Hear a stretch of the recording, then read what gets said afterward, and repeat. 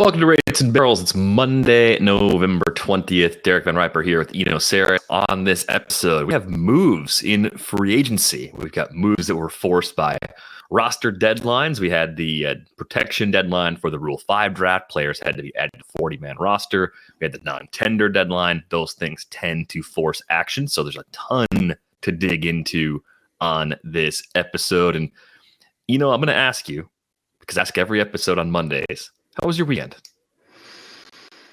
It was good. What did I do?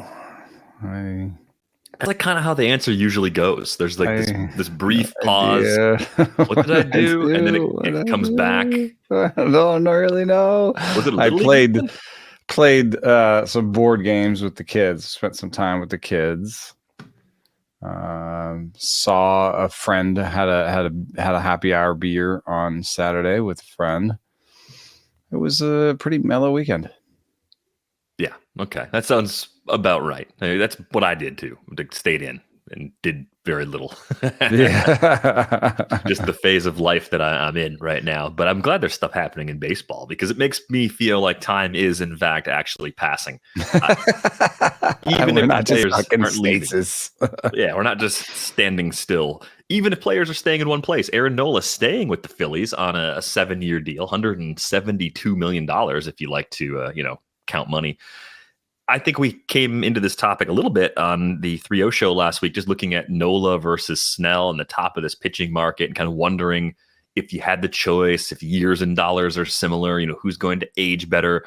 You wrote about it after the signing a little bit, just explaining, what Nola brings to the table, why a 7-year deal at this dollar amount makes so much sense. And the big thing that I wonder about is the fastball velocity, right? You pointed it out, down to 92.4, and he can lose only a little more off that before he has to push even harder on his secondaries. But his secondaries are good. His command's always been good. So all in all, this seems like a good thing. Like he's staying in a familiar place.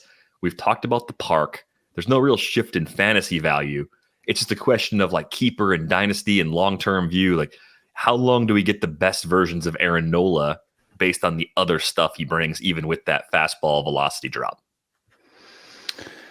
I don't know. I know one thing that one of my favorite graphs that I've seen is in a piece by Bill Petty and Jeff Zimmerman on Fangraphs about aging starters and relievers. And one of the things it shows is that a reliever is more wed to his fastball velocity. So as his fastball velocity drops, his strikeout rate declines almost in lockstep. Whereas if you look at a starting pitcher, the relationship between their fastball velocity and their strikeout rate is not as tightly tied together. And my theory for that is that starting pitchers have more command, have more pitches, and have more things they can do. If you age, for example, fastball usage, you'll see as a pitcher gets older, they use the fastball less. I mean, it's sort of like the old pitcher trick is to like use all your secondaries, right? And so I would have to think that is a positive for Aaron Nola and possibly a negative for Blake Snell, who has at times in the past been a 2-pitch pitcher. However, with Blake Snell winning the Cy Young this year, I noticed something, which is that his slider had less drop than usual to begin the season. And so after my kid was interviewing him, I snuck in a couple questions and said, you're going to win the Cy Young. You didn't even have your slider for half the year. And he said, yeah, it was crap.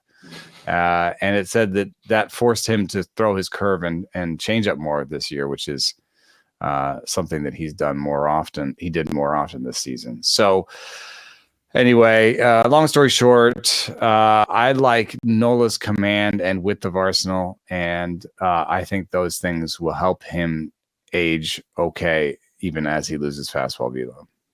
Yeah. And it's a big free agent chip off the board for teams that are looking for front of the line rotation help. And there are plenty of them.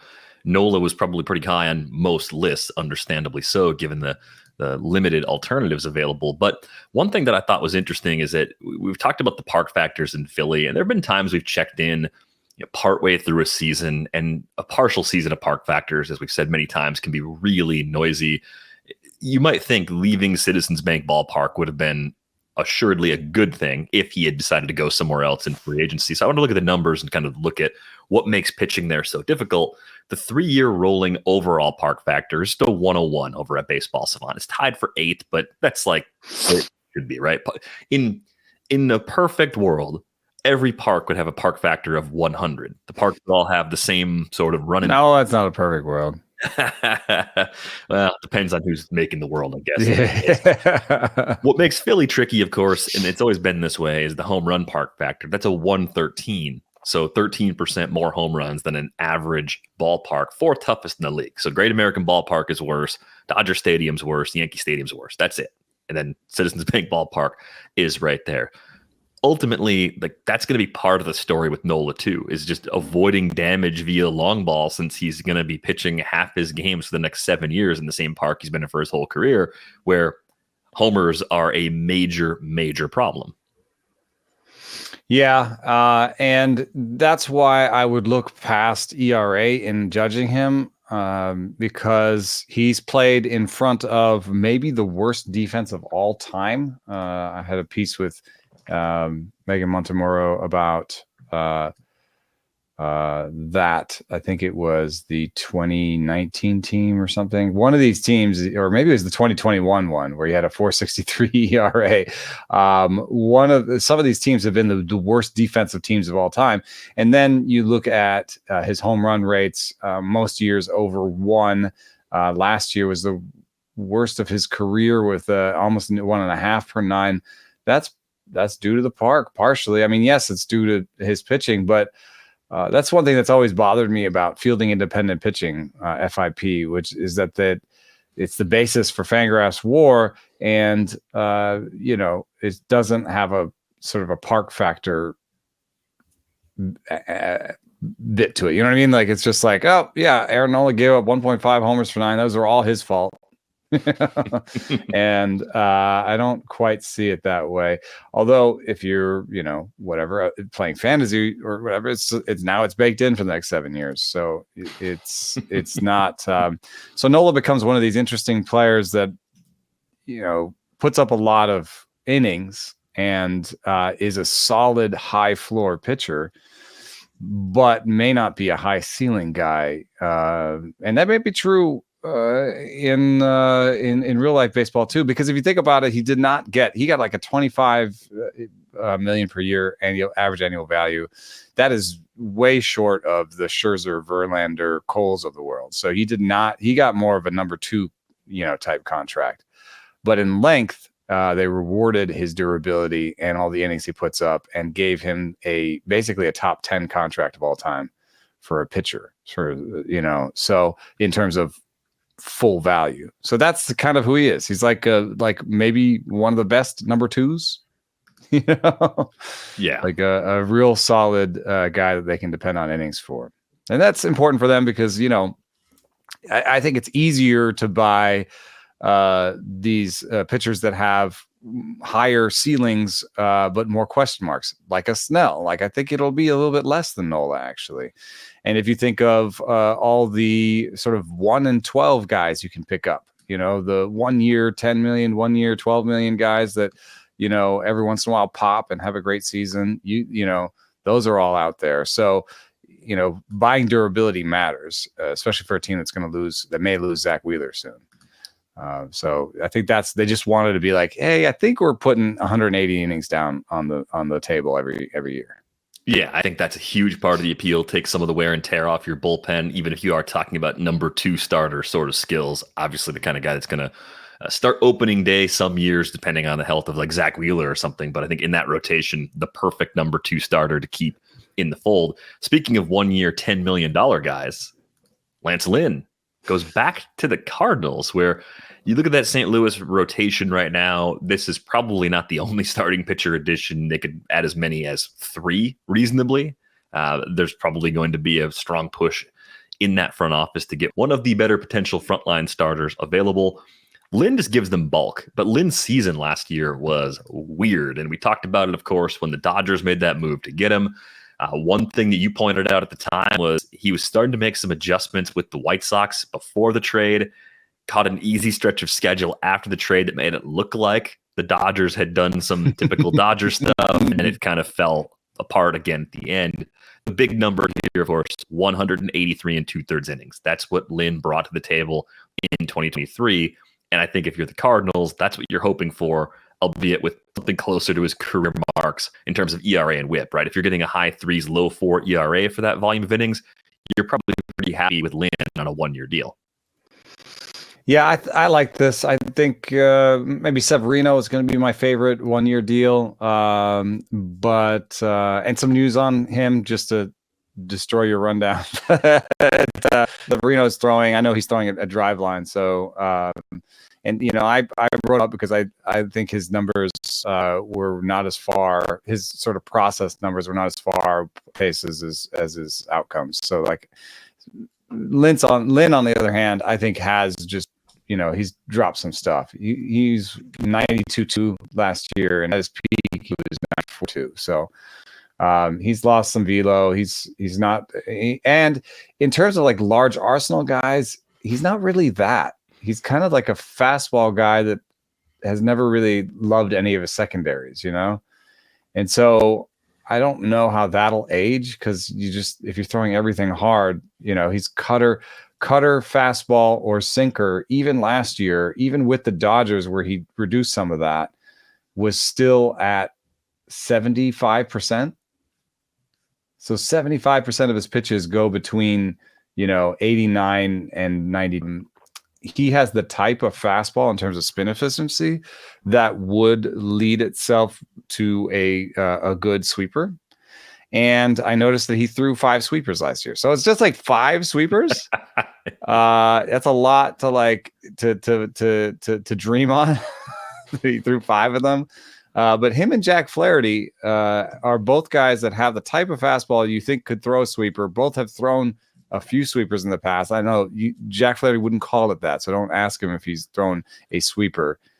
But you can see some of his sliders have gotten way more horizontal at times.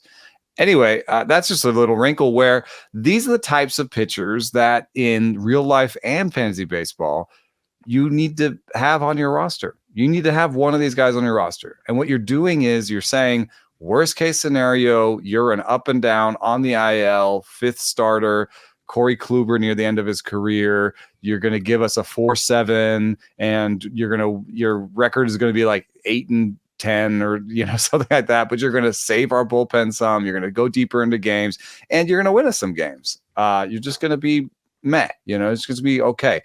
Or you have one of those seasons where these older guys, I added this pitch, or I did this, or I tweaked something, or I'm healthy again, whatever it is, where they can actually surprise. So I love the deal. I love any sort of 1 in 10 deals. I think Lynn is probably going to be like the 2nd or 3rd best of these 1 in 10 deals. I like who do you like out of them? I like I like I said, Severino best. Yeah, I think Flaherty maybe least best. I don't know. I don't know how much I'm buying into that one. Yeah, who else fits into that group? Severino has stood out to me as a possible free agent bargain going back to the middle of 2023 when you looked at the stuff, the velocity, the pitch mix, the model numbers you had, like everything pointed to him turning it around, and the extent that he figured it out was like maybe 2 good starts at the end of the year. And even that, it's like, is that enough for me to really believe?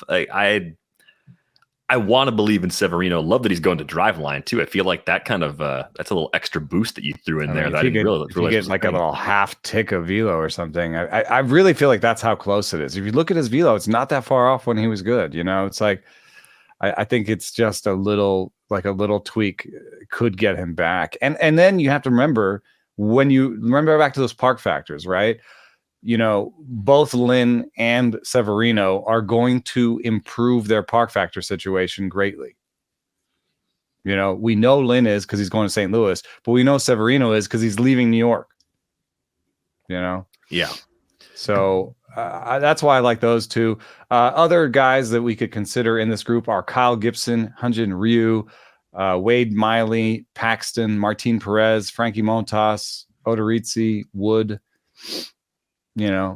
Boyd, maybe Gibson, Manaea. Gibson, Paxton, Paxton's just such an injury risk, but it still looks like he's got that stuff, at least some version of it close to what he had before all the injuries, where I don't want to close the door completely on him. But I think Kyle Gibson is probably kind of similar to Lance Lynn for me, and just that I know I'm going to get innings, most likely. Yeah. And maybe he could feature one. He has 5 pitches. Maybe he can feature one pitch that he hasn't featured in a while and go on a run. You know what I mean? Like maybe there's a little tweak. The frustrating thing is that even with the changes to the ballpark in Baltimore, the final results still weren't that good this year, and it wasn't like he had a home run problem either. Like it's just sort of the extreme oatmeal. Yeah, he's right up there with Lynn in terms of age. So I don't know. I think of all those names, Severino for sure, and I can't quit James Paxton. I feel like when you're shopping in this bin, I guess it depends on which team you are though too. Do you have some guys that have been generally healthy where you need to catch some back end upside? Yeah, do you need innings or do you need upside? Yeah, because that would kind of choose like which bucket you would go and shop from. Paxton did get to 96 innings this past season, K rate close to 25%. He is really strange though. He got his fastball velo back, but he didn't get his cutter velo back. And I asked him about that, and he's like, man, F if I know. He was like literally like, I've been thinking about it. I don't know why I got my fastball velo back, but not my slider. Like why? So I don't know what's going on there, but that's something to bet on, which is like at least he has his fastball velo, and like why couldn't he just throw a slider bet harder this year again? He did it in the past. So. Do you believe in Wade Miley? All these guys are like 35 and older. With Severino's a lot younger than the rest, but Lynn's old, Miley's old. I think you were smart Gibson's to old. kind of make an upside versus innings like distinction, because I think Wade Miley, Martin Perez, even Greinke, Gibson, these are guys that you buy if you have trouble even just rounding out a staff, But, and I wonder, you might want, I think you want one of those to have innings. And then if you're like, I don't actually know where San Diego is. San Diego's in both. It needs both innings and then it needs upside, because San Diego does have some really young pitchers that are near the top, like nearly ready in the minors. They had the minor league pitcher of the year last year in Snelling. So like, they have some upside, so they could get one guy for innings and one guy for upside, and then if one of those guys is hurt, bring up the young guy, But like a team like the Dodgers, where they have a ton of young guys that are optionable, wouldn't they rather have upside? Because if James Paxton is hurt, they don't want to run somebody out there just for innings every day, Right. They would rather, if James Paxton's hurt, Emin Sheehan, come on up. You know what I mean? Like they would rather sign somebody like that. So I do think that there's a distinction there where you have, the kind of oatmeal bucket, or the could be better than oatmeal, but has crazy injury concerns, Yeah. The crazy injury concerns, unfortunately, continue to follow Paxton around, but I think he's the other guy in that group that I'm still intrigued by. I cannot help myself, as we have learned over the years with the injury risk pitchers. Another pitching signing that just happened in the last hour or so, Reynaldo López signs a 3-year deal with the Braves. My first thought was, okay, good bullpen gets even better. And then we saw a follow-up note from both of the scribes I was following on the Braves beat, both David O'Brien from The Athletic and I think Justin Toscano from the Atlanta Journal-Constitution, saying that López is going to stretch out as a starter, at least going into spring training, to give the Braves some options, which doesn't necessarily mean López starts even a single game for Atlanta in 2024, but given the state of their rotation, some of the injuries they've been dealing with, it at least gives them a little more flexibility. I guess what it means is they might see López as someone that can give them 80 or 90 innings in more of a swing role, as opposed to someone that's going to be a 60 or 70 inning guy in that bridge with Jimenez, Minter, and Iglesias in the late innings. I think it's a ridiculously deep pen. I think what will end up happening is that he builds up the ability to go multiple innings by stretching out, but doesn't enter the rotation. We just seen a lot of variability from him, even the last 2 times he started. 1 year, 3.91 ERA, but not really backed up by strikeouts minus walks. And then the next year, a 5.38 ERA. Now, what he did back then when he was a starter was he threw his changeup more often. That affected his command because I don't think he commanded all that well. But what we saw in a short stint with the Guardians this year is a return to that changeup, and it really worked wonders for him. He was amazing for the Guardians with a 0 ERA in 11 innings pitched. Strikeout rate came down a little bit, but the changeup gave him some soft contact maybe. So if they think that he can go back to that changeup, become that pitcher again, and be like a high 3 ERA guy for 150 innings, then they will do that. But I just, for some reason, I think, it's 4 years now into relieving, 3 years into relieving. I mean, he was kind of hybrid in 2021. I kind of think 3 years into a process, you are that person now. And so I think he's a reliever, and what he'll do is be the bridge. If Strider has to come out in the 5th and, López and their bullpen was taxed or whatever, then López can be the guy and goes 2 and gets them to the 6th or gets them to the 7th, none of the guys in the Braves bullpen, other than I love Minter, none of them is like, Edwin Diaz or whatever, but they've got Raisel Iglesias, AJ Minter, Pierce Johnson, Joe Jimenez, Aaron Bummer, and now Reynaldo López and Tyler Matzek. I mean, that's a really good bullpen. It's really deep. And I think that sets you up for October where, 2 of those guys are going to be hurt. One of those guys is going to be just inexplicably bad, and then you make sure that you still have 4 guys for the postseason. Yeah. Even with all that depth, you're like, they'll still add one more reliever at the trade deadline, probably. Because that's what people do. They'll have to get a 5th reliever because that's what you have to do. I was looking at this split for Reynaldo López. I mean, it doesn't really matter at this point. I was trying to go further back to when he was a starter, though, to see how did he pitch the first time through the order versus second and third time through the order. Can you make a case for 2 and 3 inning usage more consistently? A lot of teams don't use relievers this way, but as good as the stuff was, and I know Reynaldo López had reliever risk from like the very beginning of his time in our world as a prospect because of the command. Because of the command, it's so strange that you have a guy make 65 starts between 2018 and 2019, and then he made 8 starts in the shortened season in 2020 as well, and you just cut him down to those shorter 1 inning bouts, right? We've talked about this several times in the show where it's like, why don't you try to use the numbers between 1 and 5? There are numbers between 1 and 5. Maybe this stuff is good enough to get through the lineup one time consistently, 2 and change. Maybe that's the way you want to go. Like, how is having someone who does that any more difficult to manage workload wise in the bullpen than guys that just go 1 or get 4 or 5 outs at a time? Like, I just think there's like this misconception about a multi-inning reliever being a little harder to manage because he's not available for a few days after he goes. Like, well, you still got to manage your short relievers anyway. So why not get more from the guy that can give you a little bit more?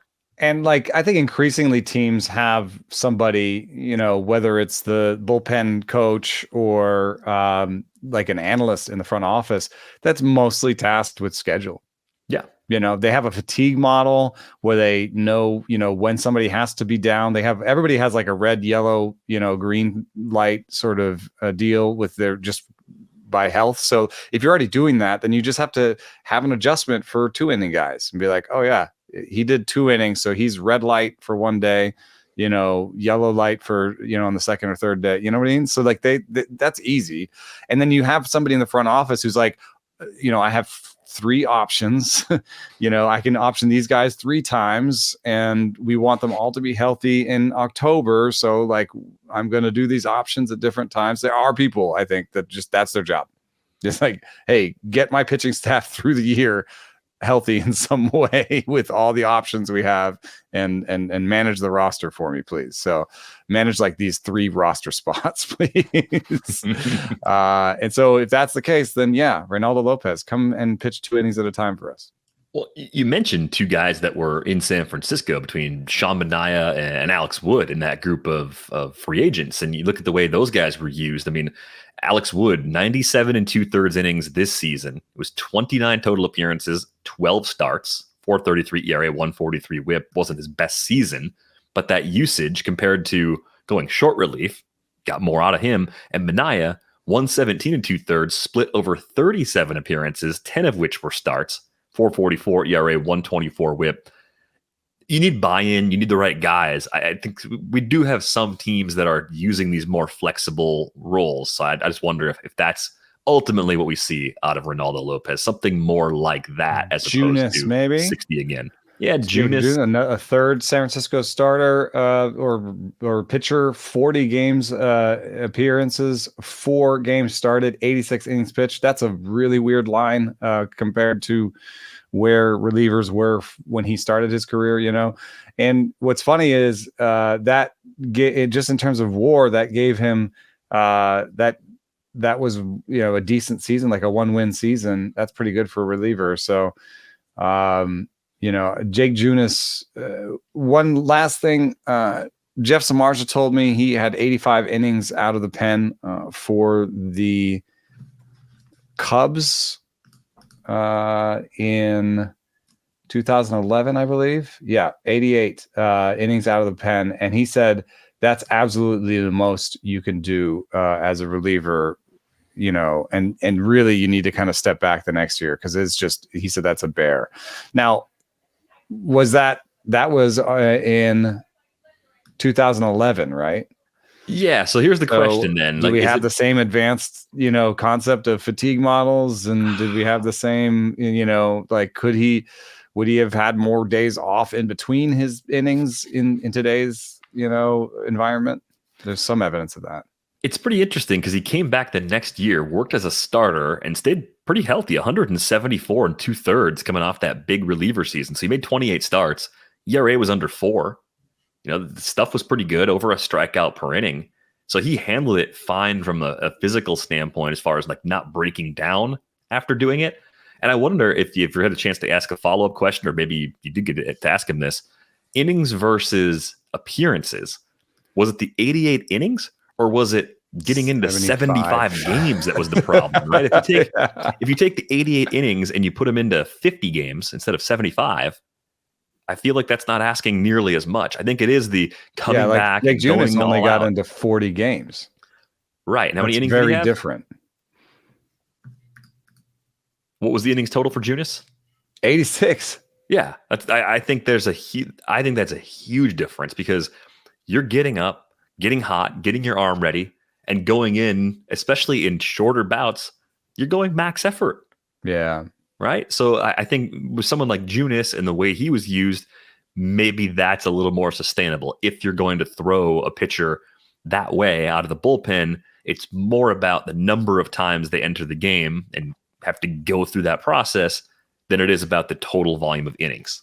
Yeah, and I think buy-in is super interesting. I don't want to violate the trust of any of these guys, but I will say that I talked to all 3 of these guys extensively during this year, and let me just say, like, the level of buy-in was not the same for each. Sure. So, and that's to say it kind of ran the gamut from enthusiastic, like, this makes me more marketable on the free agent market, to I don't know what I'm doing any given day and it sucks. So, that's part and parcel of the Gabe Kapler story, and maybe a better communicator like Melvin could have, gotten that buy-in or gotten a different reaction. So, but buy-in, people are like, oh, we want to be like the Rays. Well, the Rays have this weird institutional buy-in, you know what I mean? Where it's like anybody who encounters the Rays knows they are the Rays, and knows what they're getting into. You get drafted by the Rays, you get sort of indoctrinated on the way up, as a Ray, you're like, okay, yeah, I know it's the Rays. Okay. But like, if you come to the Giants in the past, they've been a team that, is a little bit more conventional. And you'd be like, what? We're doing this Ray stuff here? Dang it. I didn't sign up for that. Well, yeah, I think it's really different when you're at the veteran eligible for free agency portion of your career, like the likes of Wood and Minaya and even Junis, I think are all at that stage now. Maybe Junis is still ARB.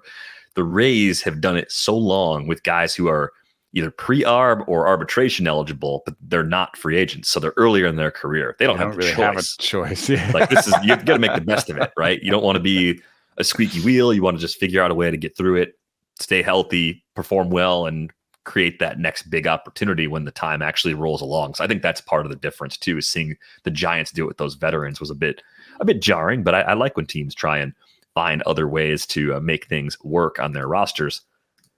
Let's talk about Yoshinobu Yamamoto for a moment. We saw some more news on Monday morning. He's officially posted. There's now a window of 45 days for him to find a deal with an MLB team, which seems imminent. It's going to happen by all accounts. It's just a question of who is that team and how much does he get?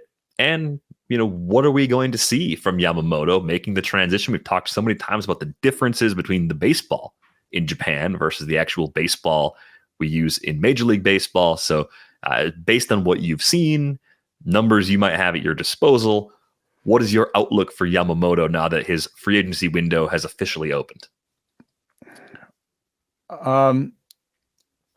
It's evolving, man. It's evolving. My first read was, that I had these Stuff Plus numbers that were better for Shota Imanaga than they were for Yamamoto, and that maybe Yamamoto would be overvalued. One thing I don't like is that I think we're heading towards like a $200 million contract for Yamamoto.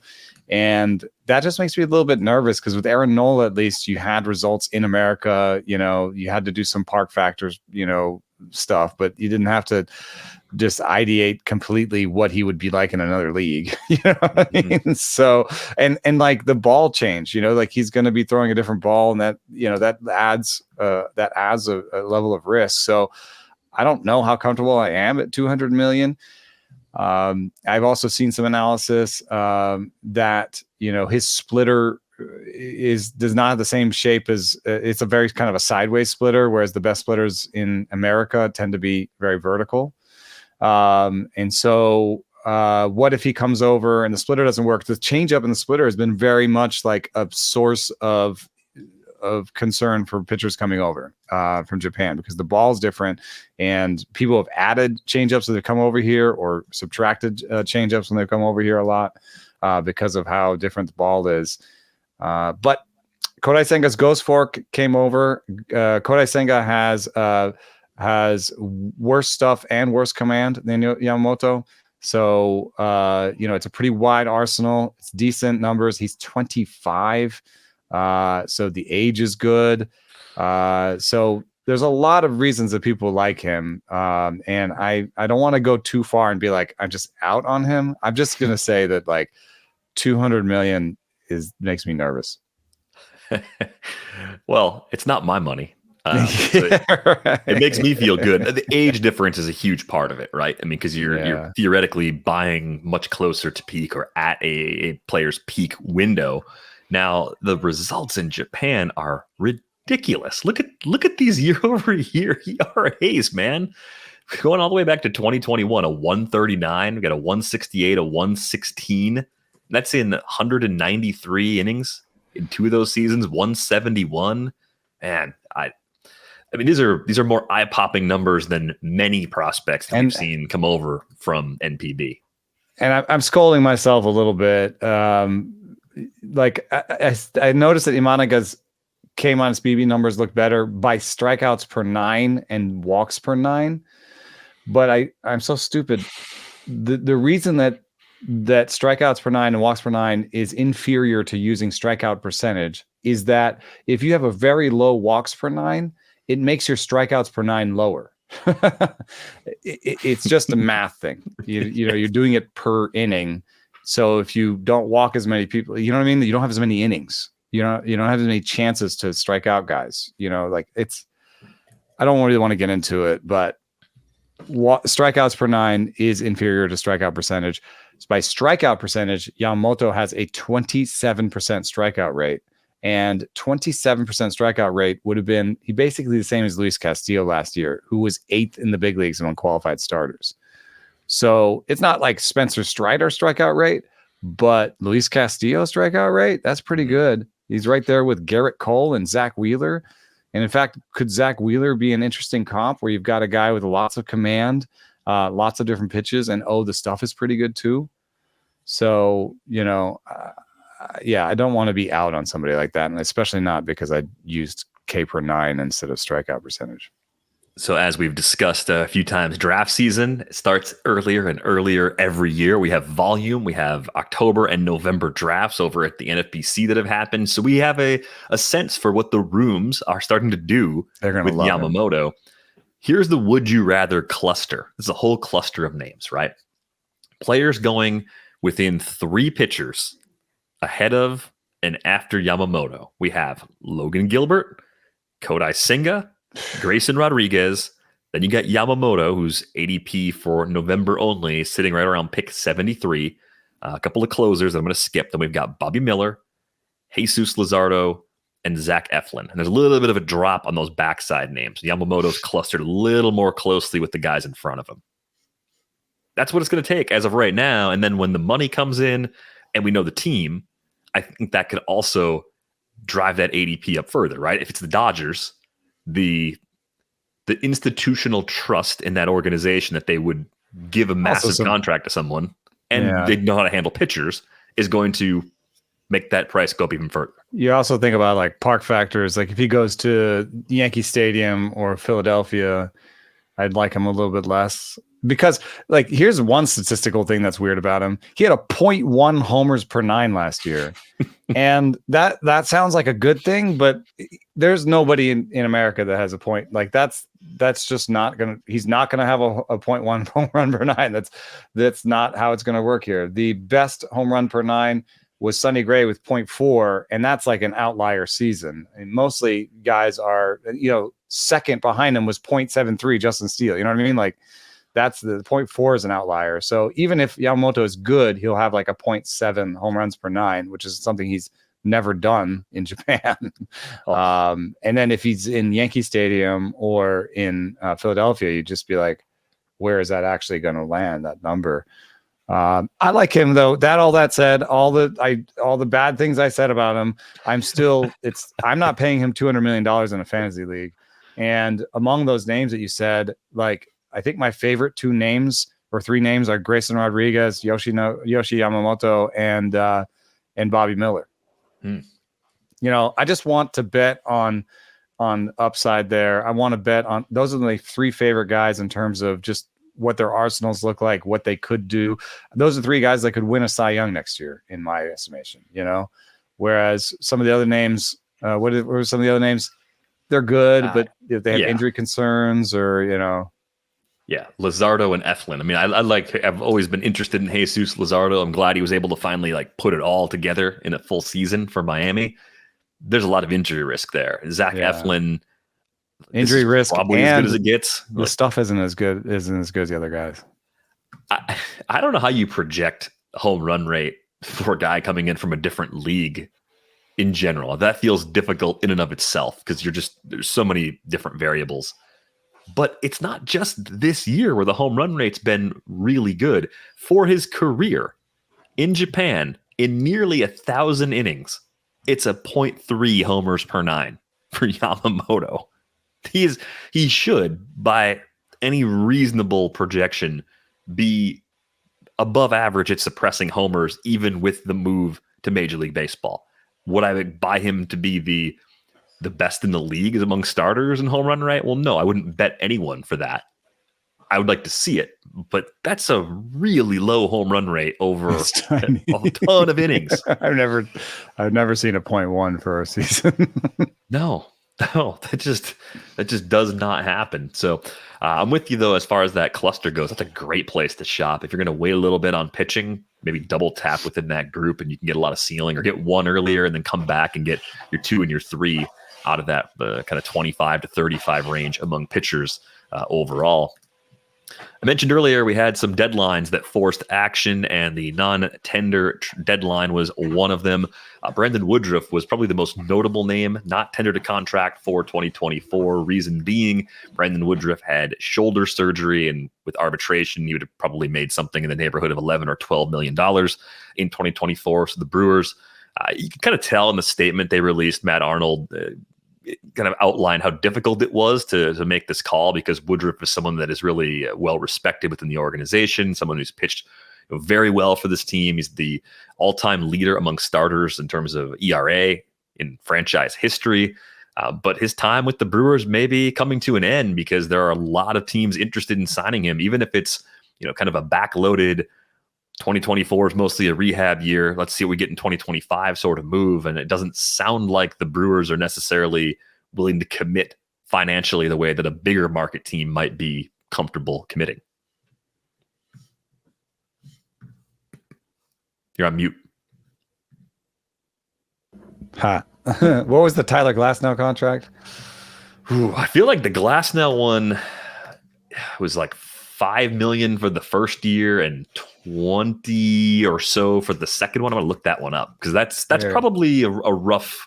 It was $5 million for 2023 and then $25 million for 2024. Yeah, so okay, 5 and 25, so $15 million per, but just loaded heavily to the second year. Because also, if you're one of those teams that might be in the luxury tax threshold, you don't want to like jump yourself into their bracket by spreading the money evenly. You can back that money to the second year of the deal and not pay as much of a penalty. Or for them, trade him before you actually pay him that $25 million. Or that too. In the case of Glasnow, I was thinking about it more in the Woodruff and the one. Oh yeah, Woodruff's not going to pitch at all. Like they got some innings out of Glasnow in 2023. Woodruff, I think, I've heard 18 months.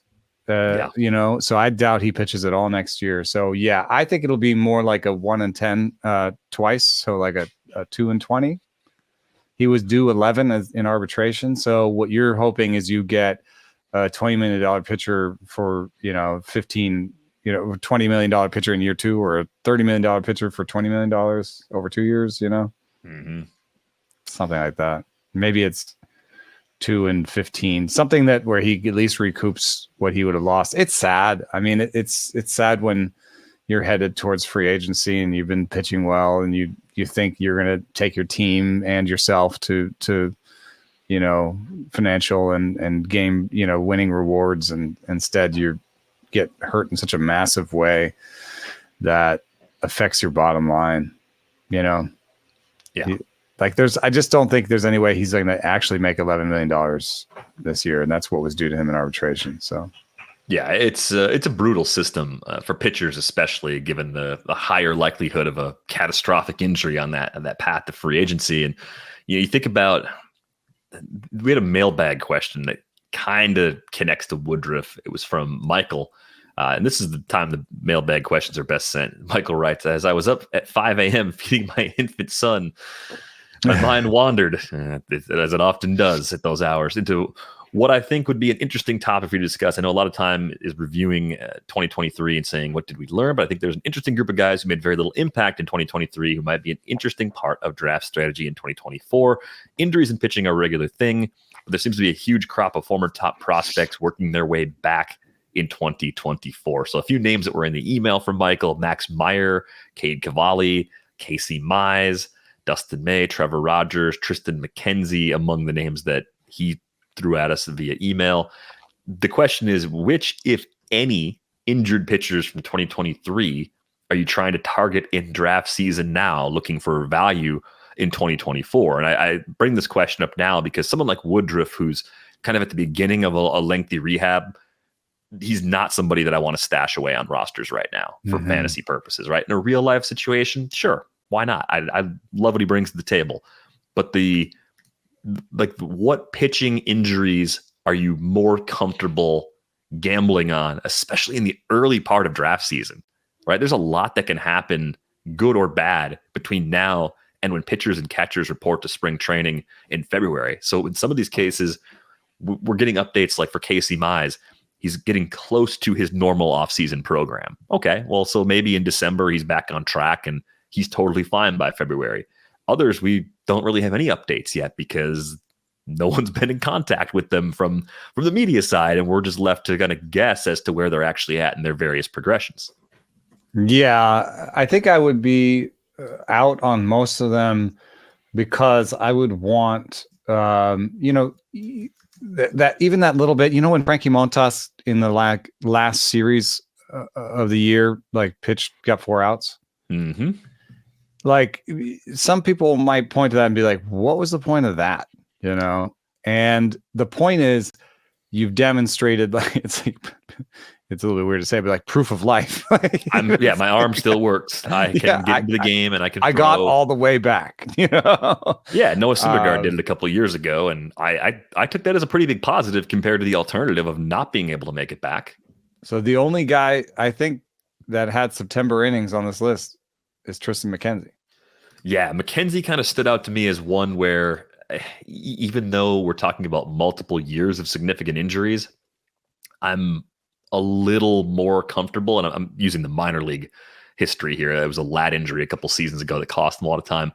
I'm a little more comfortable with McKenzie than I am with a lot of the other names, and a lot of this comes down to relative bargain, right? Like how much has the room forgotten about these pitchers? Tristan McKenzie currently going outside the top 200 overall. I think that's fine in that range. I mean, you think about. I don't like that he only threw 92-1 when he came back, but yeah, at least he came back. At least he came back. And would you rather, like, outside of 200? What are you doing? You're looking at Charlie Morton versus Tristan McKenzie. Yeah, I'll take Morton. Andrew Abbott versus Tristan McKenzie. Oh, see, I think I'm. That's a pretty extreme park situation difference. And then Abbott was not the same after his great beginning. Andrew Abbott, if fantasy baseball is a track in Mario Kart, Andrew Abbott is the banana peel that I hit every time going around the track. I cannot get it right with Andrew Abbott. You're gonna not buy him when it was good to buy him, and you're gonna buy him when it's not good to buy him. Yeah, there's players like this every year. He had an ERA over 6 in August and September combined. Like Whit Merrifield is the most prominent one. didn't have him. Okay, fine, I'll believe in you. Wasn't good. Like, oh, good. You went 0 for 5. I was right all along. Yeah. No, I was wrong 5 times. I wasn't right all along. Right. I was 0 for 5 in this particular instance. I'm worried that Andrew Abbott on the pitching side is going to be someone like that. It's interesting that McKenzie and Mason Miller are on the same chunk of the screen for an ADP report. Mason Miller, filthy upon filthy stuff. We talked about that back when he debuted. I think it would matter for me if I had free agency in that league. Like, do I have a chance to replace Mason Miller if it doesn't work out? Yeah. I might buy McKenzie over him in a draft and hold, because in those you just need innings. And like, who has more innings in this coming season, McKenzie or Mason Miller? I think McKenzie. I think you have to bet McKenzie, because I think McKenzie threw more big league innings in 2022 than Mason Miller has thrown as a pro in like 2.5 years. Yes, that's what I'm talking about. It's all a scale. Like Tristan McKenzie has a scary injury history, but Mason Miller has a much scarier injury history. About as scary as it gets. Yeah. It's just the way it is. I thought Max Meyer might get back at the very end of 2023. I was a little surprised that he didn't, and he's just buried right now. I think my general takeaway with the hurt all year guys is, if you're going to draft them, especially early, draft and hold is a tough spot to do it. Limit yourself to like literally one, because it could just be a dead your injury spot. Guy, and might as well wait till one of the last 5 rounds. Right. I mean, Max Meyer going in the 600s in some drafts. Well, see, sometimes the ADP at the bottom gets a little chunky. The range is 356 to 473. You're not going to get burned there. Yeah, he's being picked as a last guy in a draft and hold, or one of the last guys. Yeah. Aaron Ashby, like, he's hurt all year. You think about this Brewers team with the possible Burns trade. They may need Woodruff gone. They need Ashby to be a starter. So the role is starter if he's healthy. And it's just like, but also if you're down there, picking near the end of the league, why not maybe take Mizorowski or Gasser instead, because they're not hurt. Right. Take one of the guys that isn't broken, that should end up in a more prominent role. Like I would generally err on that side, just because it's so early. We just don't know. Like, yes, you can be excited about that value, but I think these guys are going to be relatively undervalued even as you get more information. I don't think any of these pitchers, like Casey Mize, like, do you get the sense that anyone has sky high expectations for Casey Mize anymore? It seems like they have faded to the point where if it's like mid rotation results for 140, 150 innings, then that's a pretty good outcome. The good news is it's Tommy John. It wasn't a shoulder surgery that Mize is coming back from, but I don't know. I kind of just have this. I have a little bit of unreasonable hope because I've seen him change things up. Like he's gone all four seam and he's like developed a good slider and so there's it went from a cutter to a slider. So he's changing things. Mm-hmm. And he came in with he was supposed to be that splitter guy. And he's never really used the splitter more than 20% of the time. So I still have some hope that I don't know if it's going to be this year coming off of injury, but sometimes it is, because what's he doing coming off of injury? He's cleaning up his mechanics. He gets to do as much pitch design as he wants. He's spending a lot of time in a lab environment, so he may come back and just be like, hey, I throw this now and this and this, and I may look nothing. Jake Odorizzi looks nothing like the guy who was drafted.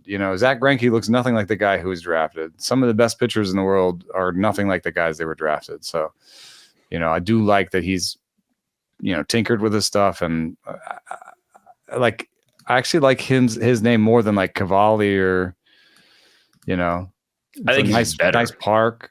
Yeah, he's better. And we've seen it for enough of. 150 innings in 2021. The K's weren't there, but he didn't have any problems with walks. Got good results overall. There's enough there to build on. But I think for me, it's for a guy that went 1-1, who doesn't throw that splitter as much as I thought he'd throw that splitter. I don't know if the K's are ever going to be there the way you'd ordinarily expect from someone with that pedigree. It might just be 23, 24% K rate when it's all right. That's fine. That ends up being a guy that if he does it over full seasons, we're talking about him as probably a pick 100 to 150 guy in the long run. Yeah. Good outcome if that happens, but not necessarily frontline elite of the elite. So, we'll never talk about these guys if we don't talk about them now. So let me just run through these guys real quick.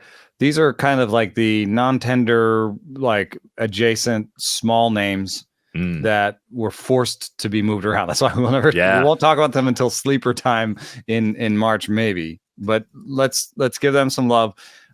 We got Nicky López, Mike Soroka, Braden Shoemaker, and Jared Suster going to the White Sox. Vidal Brujan to the Marlins. Jake Bowers to the Brewers. Nick Anderson to the Royals. Abraham Toro, and Miguel Andujar, friend of the show, Toro, to the A's. Scott Barlow to the Guardians. Luis Urias to the Mariners. Kyle Wright to the Royals. Let's leave the guys who haven't signed with the team. We can talk about them when they do sign with the team, the non-tenders. These guys have roles. They were maybe close to being a non-tender, but ended up on a team that wanted them. So do you see any of these guys with an everyday role next year that you're interested in? As the roster's built right now, Jake Bowers looks like the new Rowdy Tellez, because Rowdy was among the players that got non-tendered, and big side platoon role playing time. He could be in the heart of an order in a park that boosts homers. But I don't know if Jake Bowers getting to the power he was getting to in 2023, I don't know if that can happen with the strikeout rates we saw earlier in his career. I'm not sure he can do both of those things at the same time. 35%, yeah. Yeah, 35% is too high. And I don't know if we can Frankenstein the best of him together. But look at where he's been.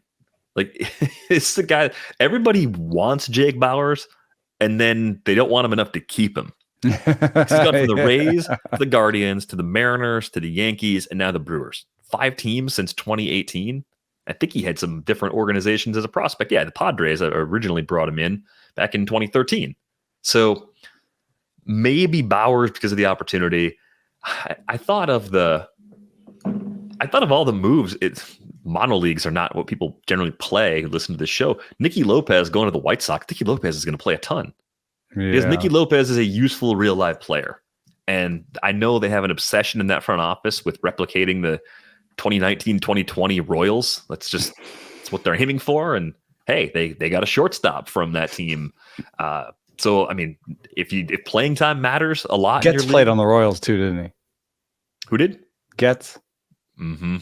He was Royals and White Sox, right? Yeah, I'm pretty sure he played there. I think he worked there as a coach too, if memory serves me correct. Yeah, he spent more time with the Royals than the White Sox, so really odd. But I thought López, as part of that trade, would play a lot. The thing about the White Sox, I actually like the concepts of bringing all these guys in, like Shoemake and Soroka.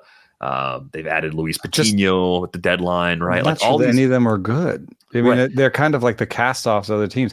Can actually they make them good? Yeah, and there's no evidence that they have, and they're basically taking their roster is in such shambles, in terms of the 40-man roster, that they're just basically taking all the guys that other teams might have non-tendered otherwise, and they still have room. So it's not a good sign for the state of your organization. Like, you imagine you're building a trade, and you start with Aaron Bummer, and you say, we'll give you Mike Soroka. Some party's like, okay, that's not bad, but we need a little more. Aaron Bummer's been a really good reliever. We need a little bit more. And then they start just adding names, and they're like, sure, let's put Shoemaker in. Sure, we'll put this other guy. Sure, yeah, sure.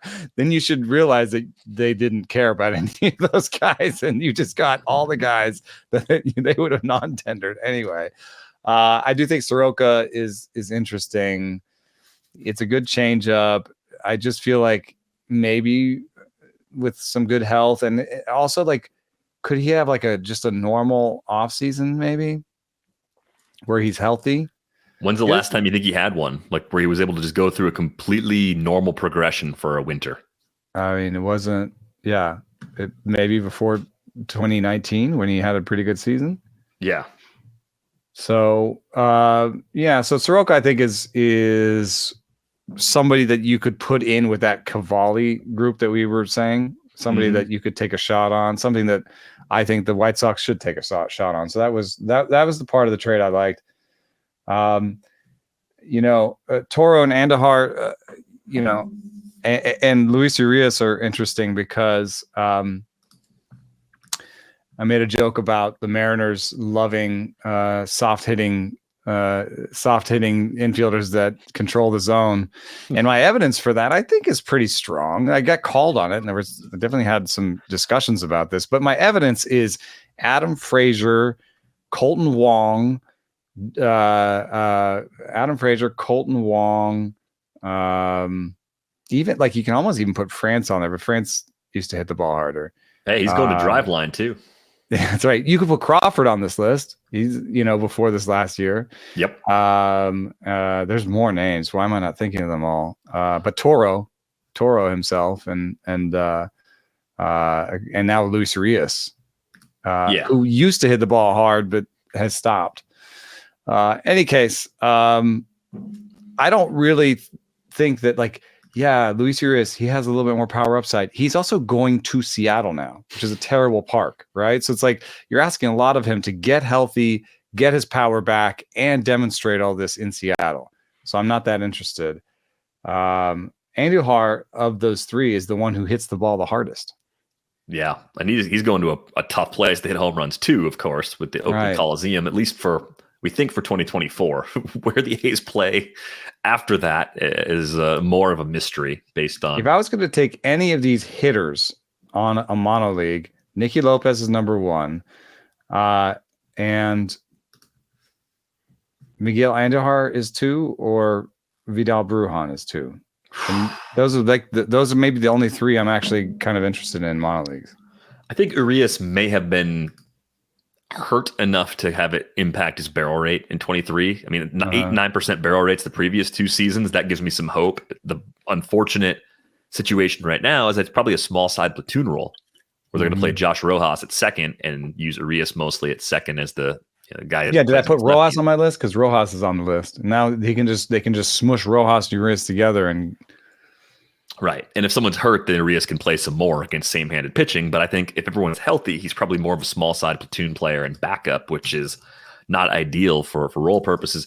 Brujan's interesting because it felt like he never really had a clear path in Tampa Bay, right? There's at least an easier depth chart to break through in with the Marlins. But then there's also the question of, is he good? Is he good enough? Like, he really doesn't hit the ball hard. Right. It's not his game. Like, we're talking about 186 batted balls now over parts of 3 seasons, 4 barrels. That doesn't work. I mean, XCV. Yeah, if you're going to do that, your game has to be 15% K rate. Or even less. I mean, he did have some of those 12s and 13s in the minors. So, maybe a new hitting coach says, hey, can you just go hang out with Luis Arias and just be him? And we can trade Arias and you can just be our new Arias. I mean, the versatility could make him pretty helpful. He's a switch hitter, could play a bunch of spots. What's surprising is you look at like arm strength, sprint speed, outs above average. He doesn't pop in any of those things. He's kind of like below average everywhere in terms of tools. Not even sprint speed, huh? Yeah, I would have thought 70th, 80th percentile in sprint speed, just based on the player he was in the minors. He was 36th percentile in sprint speed. Yeah. Oh, he has a fair amount in common with Luis Arias then. Luis Arias doesn't run well. Yeah, but Luis Arias, though, like a defense. This is my observation of Luis Arias, though, is that he's not fast, but he's a smart base runner. Like, he gets good reads, makes good decisions on the base paths in the times I've watched him. So at least he takes whatever raw speed he has and he makes the most of it. And maybe Brujan does some of that. Like, that could be. I've seen less Brujan than I've seen Arias. Yeah. So I don't know. I think a lot of these guys, you're like, yeah, they were kind of non-tendered for a reason. As brutal as this kind of stretch is, like, hey, now you're unemployed. Join the free agent scrap heap. Good luck. And like the other part is like, where will they play? Like with López, you can be a little bit excited because like there's probably going to be an opening. Maybe he's just going to be their shortstop, probably. Yeah, they don't have a shortstop. Whereas Reynaldo Brujan, like, if he can be a shortstop, which I think it's been a long time since being a shortstop, then there's a chance, because right now the depth chart in Miami is Jacob Amaya, John Birdie, Vidal Brujan, Xavier Edwards, and Jordan Groshans at short. Like, that smells like opportunity to me, but I don't know if Brujan's the one that wins that. They are looking at players in a very different way in that organization. They just was this some of the old guard that was at odds with Kim Eng, like just wanting these slashers, these guys that would have played and been really good in the 70s and 80s. Like, what? Don't hit the ball hard. None of those guys hits the ball hard. Yeah, and as far as shortstop goes, I don't think none of them are traditional shortstops. Edwards was moved off the position. Birdie was moved off the position. Brujan played some shortstop at Durham actually this season. Played 15 games there. So maybe they saw something they liked there. He played. Maybe that's the opportunity then. Yeah, I'd be a little more interested if I knew that was actually going to happen. So better path for him, but still a player whose skills I think are pretty questionable at this point. Good news is we got other players to talk about for our next episode. So we've got plenty to roll over on the rundown. And thank you for that mailbag question, Michael. I know that was maybe a little bit of an underwhelming answer. Like, be super careful with the very injured pitchers, because a lot of times they are still hurt when they come back, or they're not themselves right away. I think the idea of just getting one is important, especially in drafting holds where you're just like, get one. 50 rounds is a lot of spots. So don't get two. As soon as you get two, you get into trouble where you're like, dang, I don't have an actual pitcher to put in my lineup this week. So I know this from experience. You've lived this.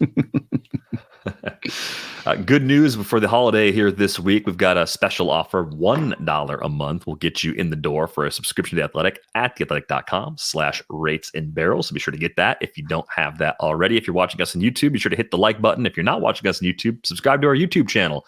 If you haven't done so already, leave us a nice 5-star review on Apple Podcasts or Spotify. We appreciate everybody who's done that already. Hope you have a great Thanksgiving holiday this week. Hope everybody out there who's celebrating enjoys some time with family and friends as well. We are back with you. Or at least endures it. Yeah, or endure it, depending on the colors. We hope everyone has a good one, though, and we're back with you next week. Thanks for listening.